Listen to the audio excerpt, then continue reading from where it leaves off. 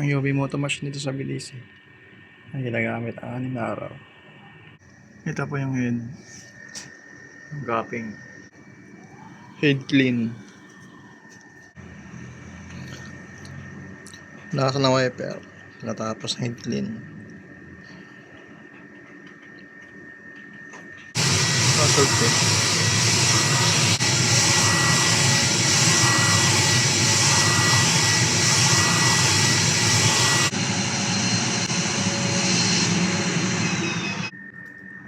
Ang hoist tank ay tinatapon kada 2 araw.